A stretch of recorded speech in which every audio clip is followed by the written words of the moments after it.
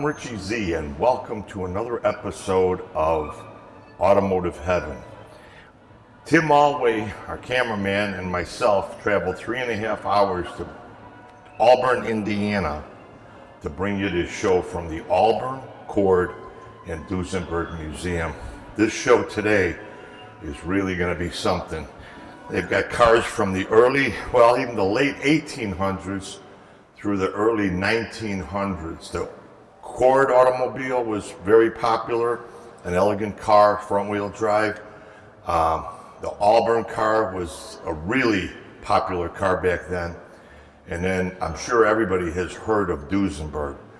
At that time, they were the top-of-the-line automobile. And we have, I believe it's one of the largest collections of Duesenbergs here in Auburn, Indiana. So join us for Automotive Heaven, Richie Z and Tim Alway, and we're going to bring you a real fun, interesting show today.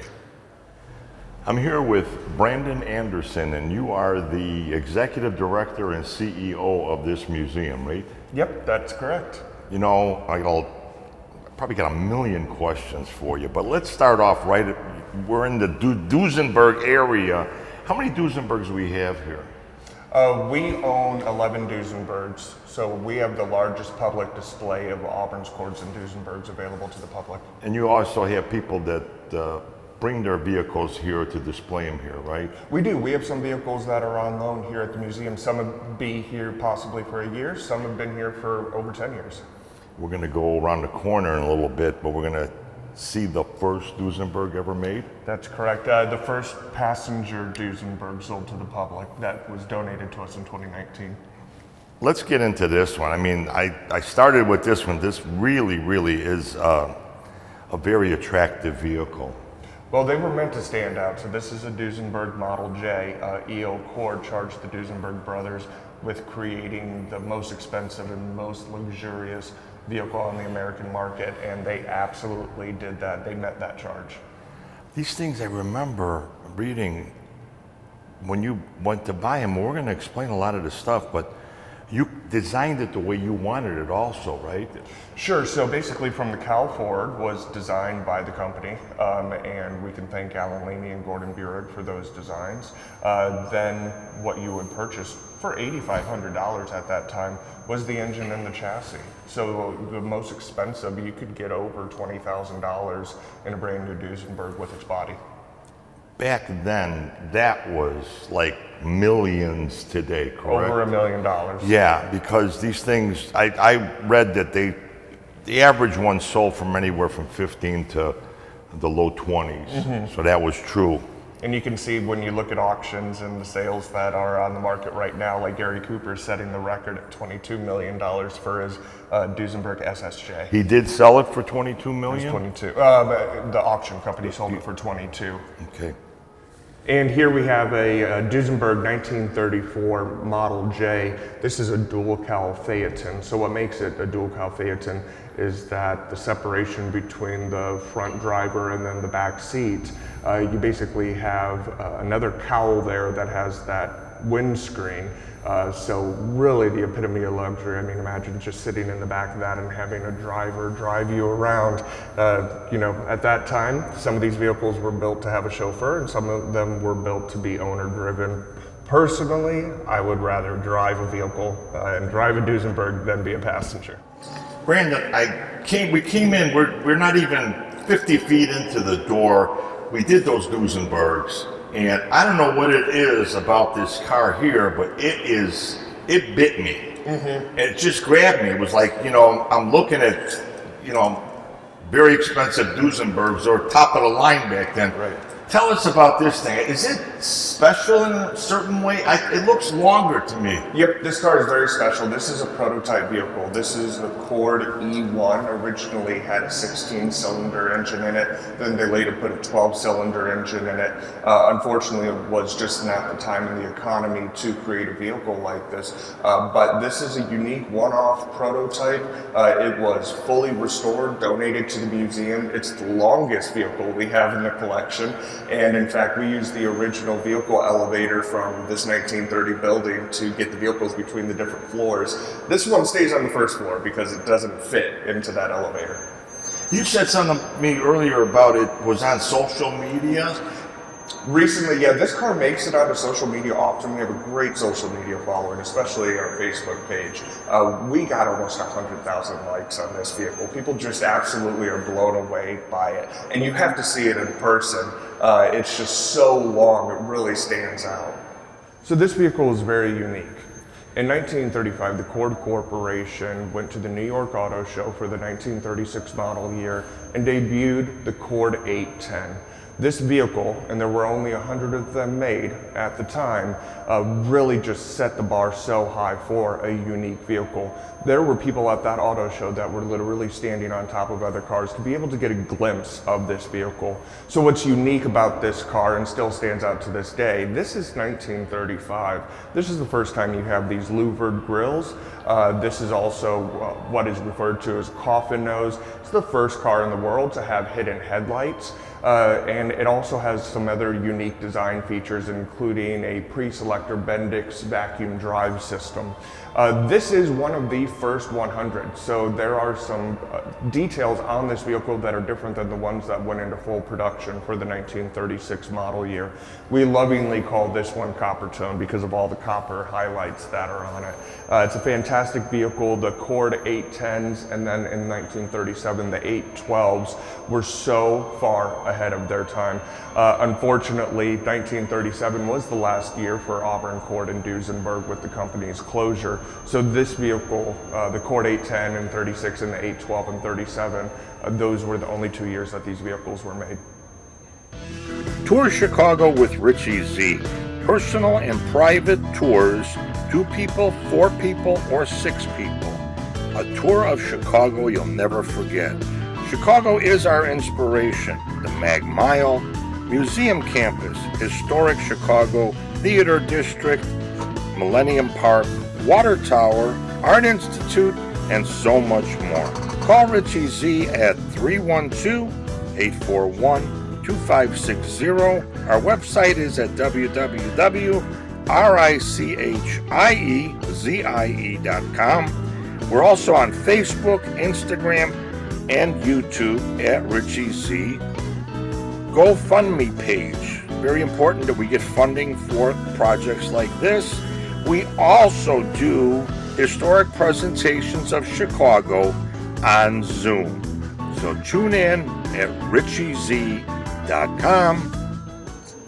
Brandon, this is a gorgeous Auburn, but I really want to get into a few things about the history of the Auburn automobile, this plant. This was the plant, the original plant, right, where they built vehicles, Well, right? this was the international headquarters, so this is where they marketed the vehicles, they designed them.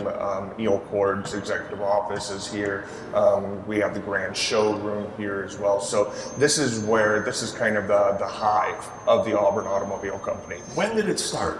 So originally, the Eckhart brothers started the Auburn Automobile Company in 1900, and that carried over from the Eckhart Carriage Company. Their father, Mr. Eckhart, started that company. They then went into automobile production. The first vehicle was created in 1903, and really by the 20s, after Mr. Eckhart's passing away, the father, the brothers divested themselves, and there was a group of investors that we call the Chicago Gang, including William Wrigley Jr. So when he came on in, the Chicago Gang as investors, they needed somebody to run the company, and they hired a young gentleman by the name of Eric Logan Cord, or as he went by, E.L. Cord. When he came on board in 1924, it was really his leadership that saved this company and turned it around. That includes refreshing some of the vehicles that were in the back lot, being able to sell those, putting bright colors on them and pinstripes. He created a lot of new ideas. He created the Cord line, and then he would also acquire Duesenberg and create Duesenberg Inc. and charge the Duesenberg brothers with their racing history to create passenger vehicles. So a passenger vehicle with a racing engine inside of it. The building here, EL wanted to have a central headquarters. So right here in Auburn, he created and had a Fort Wayne architect design this beautiful Art Deco masterpiece, which is now a National Historic Landmark. It was designed and construction started in 1929, and they opened in 1930. This building houses all of the administrative and design functions, including experimental engineering and design. So the vehicles for Auburn, Cord, and Duesenberg were all marketed here and design created. Again, this was the hive. Auburn's and Cords were built in Indiana. That includes Connersville as well. And Duesenbergs were created in Indianapolis.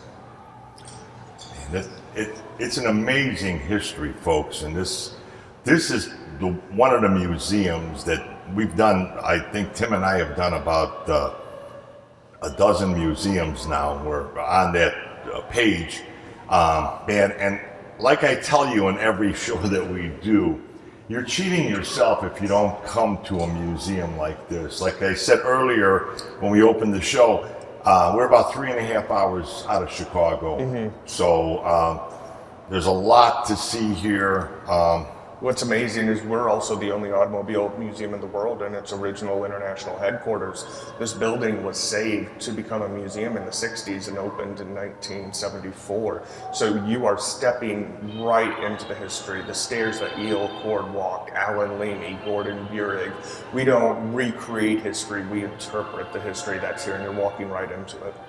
This showroom, this was a showroom at this Art Deco design.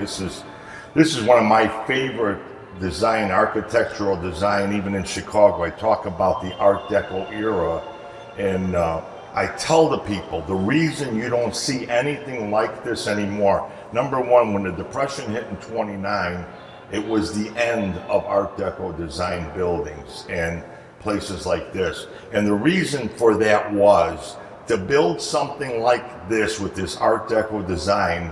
It costs anywhere from about 25 to 30% more in material, and then you had to have workmen that could do this kind of work. I don't even call them carpenters. They're artisans. Exactly. They're artists that came in and did this. They brought people in from Europe, from all over the world. Yeah, these are 6-foot-tall Italian chandeliers. Yeah, I mean, it's just, when you look, it's just breathtaking. It's you know, I don't know if you ever heard this, but I've done this on my radio show so many times, and that the cars, but also this building is sexy. It's just so appealing.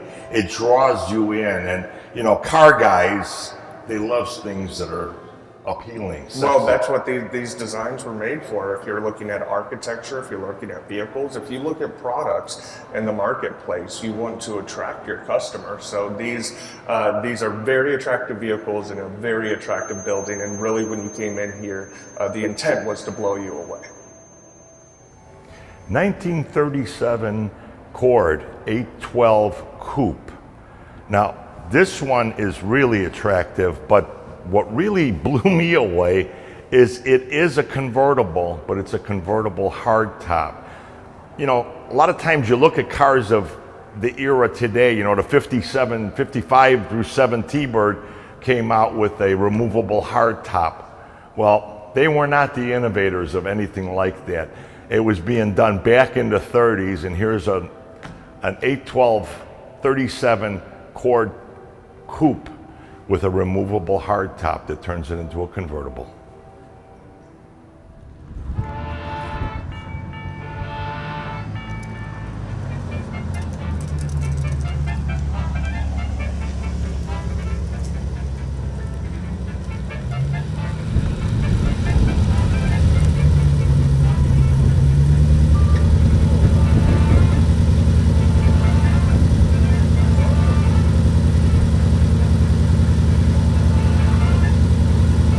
Tim, our cameraman, he's the one that makes the magic happen with our television shows.